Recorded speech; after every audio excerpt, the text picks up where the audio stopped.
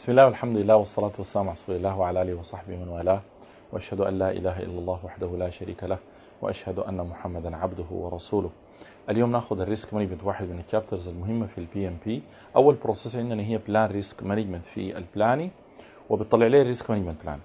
ايدنتيفاي الريسك في البلاني، بتطلع الريسك ريجستر، وبرفورم كواليتيتيف ريسك اناليسيس في البلاني، بيرفورم كوانتيتيف ريسك اناليسيس برضه في البلاني، وبيطلعوا لي الاثنين ابديت للريسك ريجستر.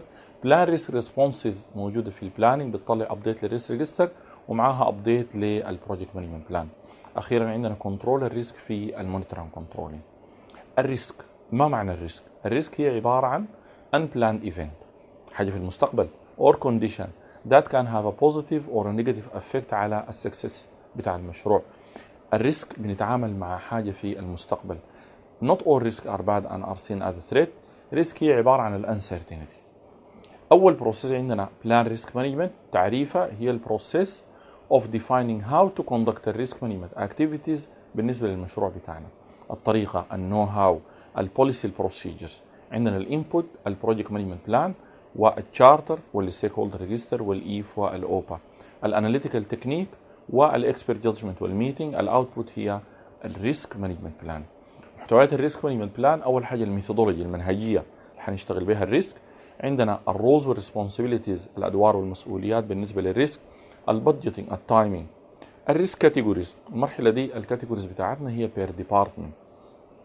تعريف الريسك بروبابيلتي والامباكت، اللي هي احتماليه الحدوث وبنقيسها بالبرسنتج، والامباكت التاثير.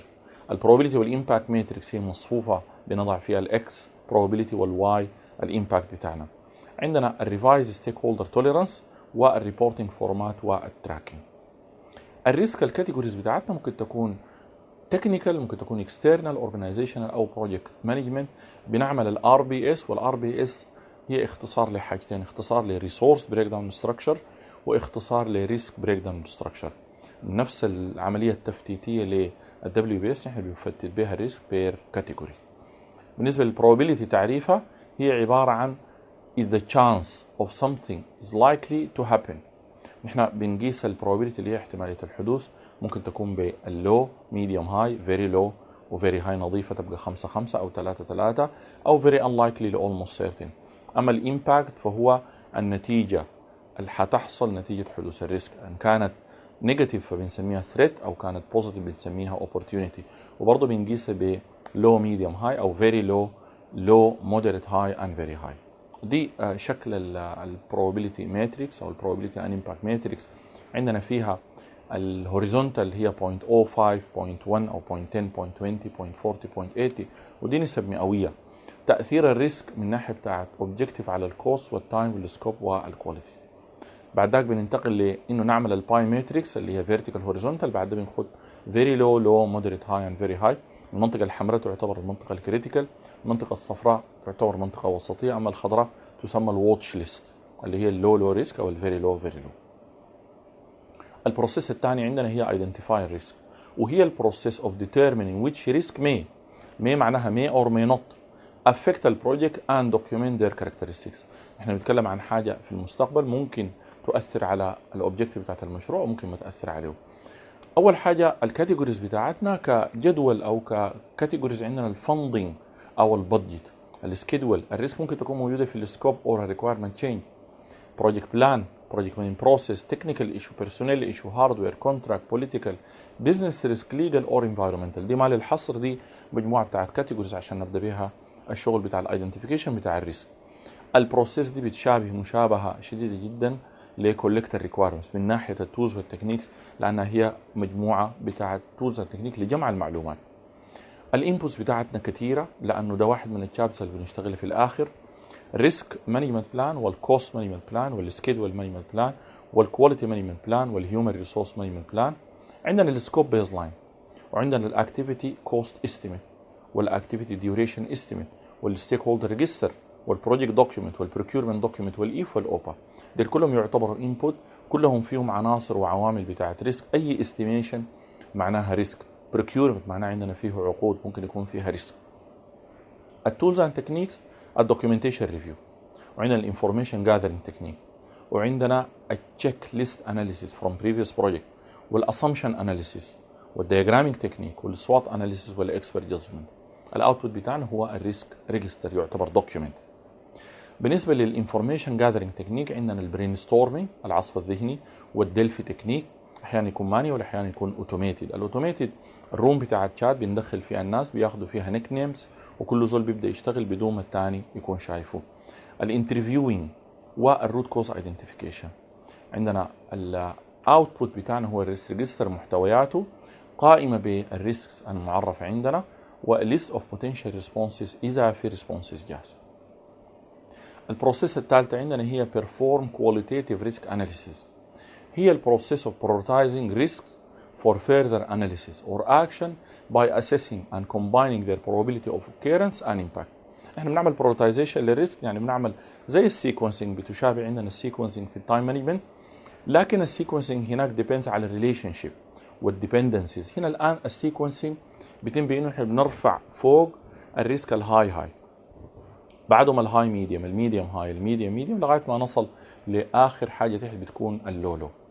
عندنا البروسيس دي الكوانتيتيف هي سبجكتيف ابروتش عشان نحن نعمل بروتايزنج للريسك according للبروبابيلتي and potential impact identified risk are rated.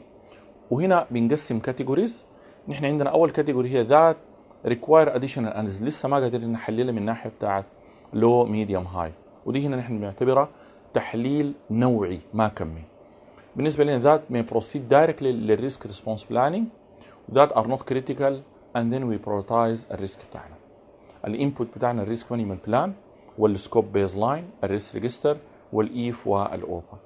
التولز اند تكنيكس الريسك probability and impact assessment، تقييم لكل ريسك من ناحيه probability وامباكت. البروبابيلتي and impact matrix بنخد الداتا بتاعتنا في الباي ماتريكس. ريسك داتا كواليتي اسسمنت، نتاكد من الداتا ان احنا جمعناها. الريسك كاتيجورايزيشن، الان بنعمل كاتيجورايزيشن للريسك هوريزونتالي داخل، لو استخدمنا اكسل شيت فيه القائمه بتاعت الريسك بنعمل الكاتيجوري بير ديبارتمنت او باي روت كوز، نجمعهم يا اما ديلا فاينانشال ريسك اتش ار ريسك او نجمعهم الروت كوز بتاعهم شنو. عندنا في التوزر تكنيكس الريسك ايرجنسي اسسمنت، والارجنسي اسسمنت معناها في حوجه مستعجله ان احنا نتعامل مع الريسك، ودي ممكن تاخذ وضع اعلى من الهاي في الريسك ريجستر. والاكسبرت جادجمنت از تول اند تكنيك. الاوتبوت مينلي هو الريسك ريجستر ابديت، لكن بيظهر في شكل البروجكت دوكيومنت ابديت. جوا الدوكيومنت ابديت عندنا الاسامبشن لوج بنعمل له ابديت، وفي قاعده انه اي assumptions appears to be wrong it's a source of a risk. We update a risk register للrelative ranking or priority list of risk. Risk group by category. List of risk requiring response in the near term ده للارجنت. List of risk for additional analysis and responses لسه ما حللناهم، حللنا القيمه بتاعتهم وشكلهم. واخيرا الواتش ليست هي اللو ريسك.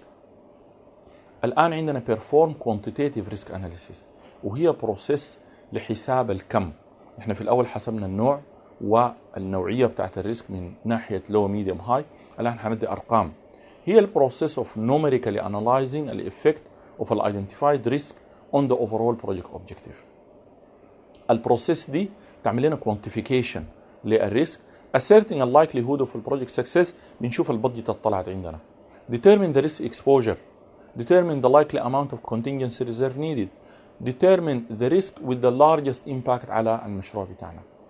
الانبوت بتاعتنا الريسك مانجمنت بلان والكوست مانجمنت بلان والسكيدول مانجمنت بلان والريسك ريجستر ابديتد من المرحله اللي قبله. بعد ذاك عندنا الايف والاوبا. الداتا جاذرينج اند ريبريزنتيشن تكنيك والكوانتيتيف ريسك اناليسيس اند موديلنج تكنيك والاكسبرت جادجمنت. الاوتبوت حقنا هو ابديت للدوكيومنت. عندنا بالنسبه للداتا جاذرينج اند ريبريزنتيشن تكنيك عندنا الانترفيوينج والبروبابيلتي ديستريبيوشن. اما الكوانتيتيف ريسك اناليسيس اند موديلنج تكنيك فعندنا السنسيتيفيتي اناليسيس والاكسبكتد مونيتري فاليو، حاصل الجمع الجبري للريسك مضروب في العلامه بتاعته، يعني البروبابيلتي مضروبه في الامباكت. لو كانت اوبورتيونيتي بنخدها بالماينس، لو كانت عشان نخصمها من البادجت، لو كانت ثريت بنخدها بالبلس لانه حتبقى لنا بادجت اون توب اوف المين بادجت بتاعت المشروع. وعندنا الديسيجن تري والموديلنج اند سيميوليشن تكنيك. ناخذ مثال على الديسيجن تري. الديسيجن تري هنا اللي عندنا دي either to build a new plant or to upgrade existing plant. عندنا التكلفة بتاعت بناء البلانت الجديد بتكلف $120 مليون. 60% chance of gaining 200 مليون دولار، و40% to gain 90 مليون دولار. نقوم ناخذ ال 200 مليون دولار اللي هي الدخل، بنطرح منها ال 120 بتديني 80 مليون، ال 80 بضربها في 0.6 بتديني 48 بالبلس بخدها جانبا. 40% we will gonna achieve دي البروبابيلتي طبعا، we will achieve 90 مليون، 90 مليون ناقص 120 بماينس 30، ماينس 30 في 0.4 اللي هي 40% تديني ماينس 12، ماينس 12 وال 48 اللي بالبلس حاصل جمع بيديني بلس 36. نيجي للقرار الثاني، انه هل نحن نعمل ابجريد للبلان؟ الابجريدنج حيكلفنا 50 مليون للابجريد. بنشوف بجاز 60% نحن ولا اتشيف 120 ناقص ال 50 ب 70 مضروبه في 0.6 بتديني 42 بالموجب، ناخدها جانبا. وفي تشانس اوف 40% ويل اتشيف 60 ناقص 50 ب بلس 10 في 0.4 ب 4 زائد 42 بتدينا 46. هنا عندنا ايذر نحن نختار الفوق او التحت اللي هي 36 ولا 46. اكيد هناخد الرقم الاكبر اللي هو 46، فهنا القرار نحن يلقونا ابجريد. نفس الحاجه في النت بريزنت فاليو بناخد الاعلى، نفس الحاجه في الاي ار ار بناخد الاعلى، نفس الحاجه في البي باك بيريود دائما بناخد الاقل فتره استعاده راس المال. الاوتبوت بتاعنا هي ابديت للبروجكت دوكيومنت، ومينلي هو طبعا للريسك ريجستر، البروبابيلستيك اوف اناليسيس للبروجكت، والبروبابيلتي اوف اتشيفينج الكوست اند تايم اوبجيكتيف بتاعتنا، و then we prioritize الليسته بتاعت الريسك اللي عندنا. البروسيس اللي بعدهم هي plan risk responses، هي البروسيس of developing options and actions to enhance opportunity عشان نرفع opportunity and to reduce threats في المشروع عشان نحقق اهداف المشروع. الeffectiveness بتاع الريسك will control number of risk. عندنا planned risk responses must be appropriate to the significance of the risk.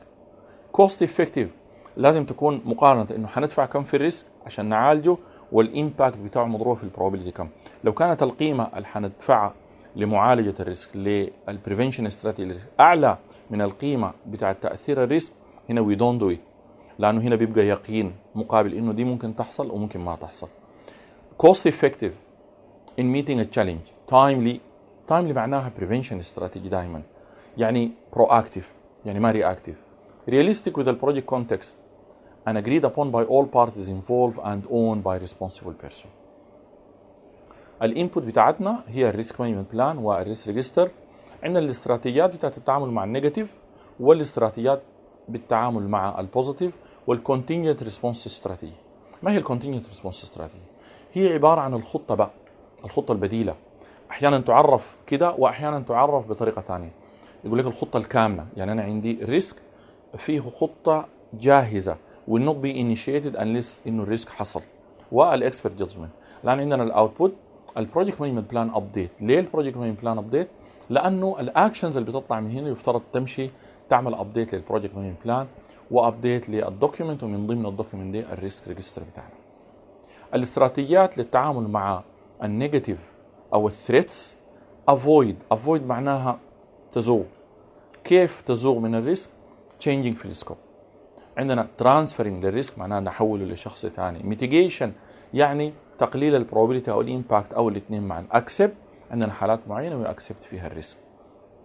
بالنسبه للاستراتيجيات البوزيتيف او الاوبورتيونيتي، اكسبلويت عكس افويد، تغيير في السكوب اوف ورك بتاعنا او في السبيسيفيكيشن عشان احنا نتحصل على ريسك. شير المشاركه، جوين فينشرنج بين شركه وشركه. انهانس، الانهانسمنت هو عكس الميتيجيشن. انهانس تحفيز الاوبورتيونيتي.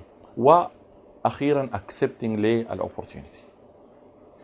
200 احنا بنعمل ترانسفيرنج للريسك، بنعمل ترانسفيرنج للريسك بالانشورنس وبالبرفورمانس بوند اللي هو ضمان حسن التنفيذ، والورنتي والجارنتي والفيكس برايس كونتراكت او اللمسم كونتراكت. الريسك ميتيجيشن هو effort to reduce البروبابيلتي او الامباكت او الاثنين مع اللي ريسك معرف عندنا. الاكسبتنس بتاع الريسك هو عباره عن process of simply accepting a risk because no other option. Risk may be small probability or impact. الباسيف acceptance require no action. اما الاكتيف acceptance هنا بيكون عندنا contingency plan if a risk happen. عندنا الريزيديوال ريسك. وما هي الريزيديوال ريسك؟ الريزيديوال ريسك هي متبقي الريسك، البواقي من الريسك، عقاب الريسك. يعني عندي ريسك ريني سيزون او الامطار، صبت الامطار وعندي طرمبات ضخ، ضخيت المويه، فضل الطين. الطين يعتبر ريزيدوال ريسك او الريمينينج بتاع الريسك افتر الافويدنس او الترانسفيرنج او الميتيجيشن. بالنسبه للسكندري ريسك هو الريسك الذي نتج نتيجه الريسبونس حقك. انت عملت ريسبونس معين لريسك، ظهر سكندري، والسكندري احيانا يكونوا 2 أو 3، واحيانا يكون السكندري اسوأ من الريسك الاوريجينال او الاول واحد ظهر. اخر بروسيس عندنا هي كنترول الريسك، هي البروسيس اوف امبلمنتنج الريسك ريسبونس بلانز، tracking identified risk, monitoring the residual risk, identifying new risk, and evaluating the risk response أو process effectiveness throughout البروسيس أو البروجكت بتاعنا. الeffectiveness، هل في فاعلية للبروسيس بتاعتنا؟ هل في فاعلية للأكشنز اللي اتاخدت؟ عندنا الانبوت بتاعتنا as a controlling process. عادة المين اوبجكت موجودة داخل الانبوت هي البروجكت مانجمنت بلان والورك بيرفورمانس داتا. عندنا هنا البروجكت مانجمنت بلان داخله كانبوت، الريسك ريجستر لانه تابع للدوكيومنت، والورك بيرفورمانس داتا دي حقت الريسك. اما الورك بيرفورمانس ريبورت فهي الفارينسز في كل النولج ارياز الثانيه. عندنا الريسك ري اسسمنت، اعاده بتاع تقييم الريسك لانه دايناميك، فانا لو كانت تقارير شهريه بطلع الري اسسمنت شهري. عندي الريسك اوديت اللي هو لازم نعمل تدقيق، احيانا يكون external to the organization او internal للاورجنايزيشن، لكن definitely هو external to the project.